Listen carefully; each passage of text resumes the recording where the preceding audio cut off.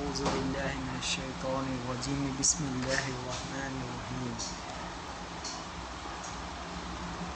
प्यारे हजरात, आज हम नबी हज़रत आदम अलैहिस्सलाम जो सबके दुनिया के पिताजी माने जाते हैं, नबी हज़रत आदम अलैहिस्सलाम उनकी मानवता और दिव्य यात्रा के बारे में, वो सृष्टि के जनक हैं और उनके बारे में आज हम कुछ कहानी यहाँ उनकी सुनेंगे। ये इस्लाम के सबसे पहले पैगंबर थे और उनके बारे में आज हम थोड़ी बातचीत करेंगे। तो शुरू करते हैं।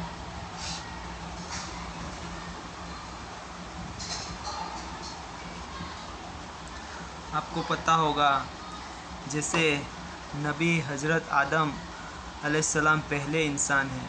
अल्लाह ने आदम अलैहिस्सलाम को अपने हाथों से मिट्टी से बनाया। 102 आदम ही मानव जाति की शुरुआत है। इसीलिए आदम को अबू अल बशर यानी इंसान के पिता कहा जाता है। आदम एक उपाधि सफ़ी अल्लाह है, यानी अल्लाह की पसंद। तो आपको पता है, जिस तरह से हमारे रब्बुल आलमीन अल्लाह ताला शानू ने सबसे पहले जन्नत में मिट्टी से एक पुतला बनाया और वो पुतले के अंदर रूह डाली, और वही सबसे पहले पैगंबर जो दुनिया में आए, जो हमारे जनक, हमारे पिता है। हम पूरी मखलूक में सब मानव जात के पिता माने जाने वाले हज़रत आदम अलैहिस्सलाम, जिनके बारे में आगे हम पढ़ते हैं कि काफ़ी समय लेने के बाद हमें एडम के बारे में यानी आदम अलैहिस्सलाम के बारे में तथ्य और उसके बारे में खोजबीन की। इस लेख से हम अपनी कहानी समझाने की कोशिश करेंगे।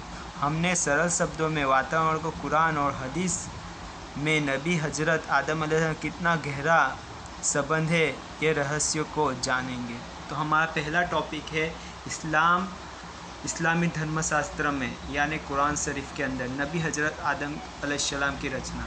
तो आप देख सकते हो स्क्रीन के ऊपर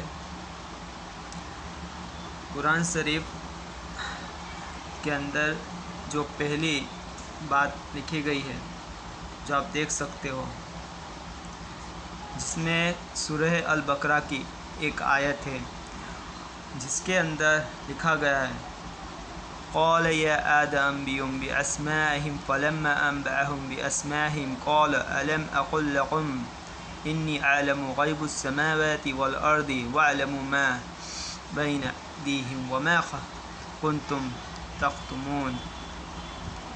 इस पवित्र कुरान में अल्लाह ताला शानू ने सूरह बकरा के अंदर कई आयतों में आदम की घटना का वर्णन किया। अल्लाह ने इस घटना का उल्लेख सूरह अल आरफ में भी किया। इस घटना का बार बार वर्णन करने का उद्देश्य मनुष्य को यह याद दिलाना कि वह कैसे बना गया था, यानी इंसान की उपज किस तरह से हुई थी। तो हमने यह बात देख ली। अब आगे हमारे को ये बात पता चली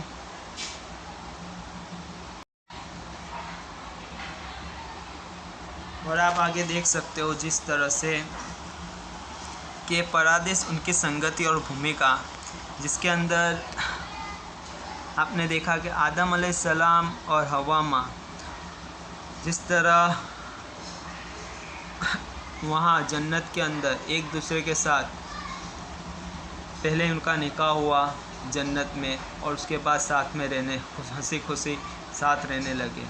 लेकिन अल्लाह की आज्ञा और निषिद्ध वृक्ष की बात जो बताई गई है कि अल्लाह के आदेश और उसकी अवज्ञा का जो परिणाम भुगतना पड़ा, उसके बारे में देखा है कि जन्नत की खूबसूरती के बीच अल्लाह ने आदम और हव्वा को एक खास पेड़ पर छोड़कर उसके सभी उपहारों का हिस्सा बनाने का निर्देश दिया। इस आदेश को तोड़ने के नतीजे पर भुगतना होगा। जन्नत के बेदाग माहौल में होने वाली नैतिक चुनौती को अल्लाह ताला के आने द्वारा गति दी जाती है। इस सूरह अल बकरा में पाया जाता है। तो इस चीज़ को भी हम देखते हैं। और शैतान का धोखा और नबी हज़रत आदम की चूक। शैतान एक ऐसी चीज़ है जो हमें गुमराह कर देती है, और यही शैतान ने नबी हज़रत आदम अलैहिस्सलाम को गुमराह कर दिया था। शैतान मोहक फुसफा स्वर्ग यानी कि जन्नत में शांति का भंग करने वाला, क्योंकि आदम और हव्वा अलैहिस्सलाम को निषिद्ध फल खाने के लिए लुभाता था, जो रब्बुल आलमीन ने ना बोला था।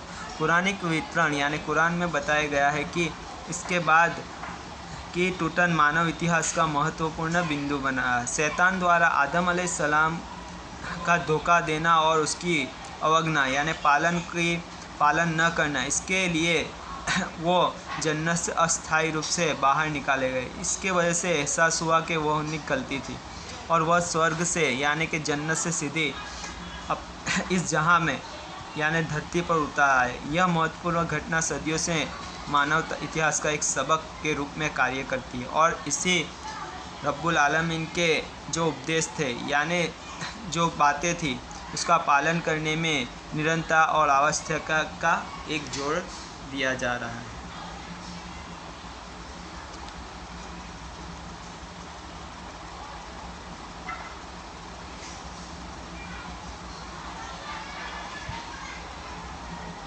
और अंत में हम इसका निष्कर्ष काटते हुए ये बताते हैं कि जैसे ही हम इन अवसर सम्मान करते हैं, नबी हज़रत आदम अलैहिस्सलाम निश्चित सबक चिंतन और आत्मसात करने का जोरदार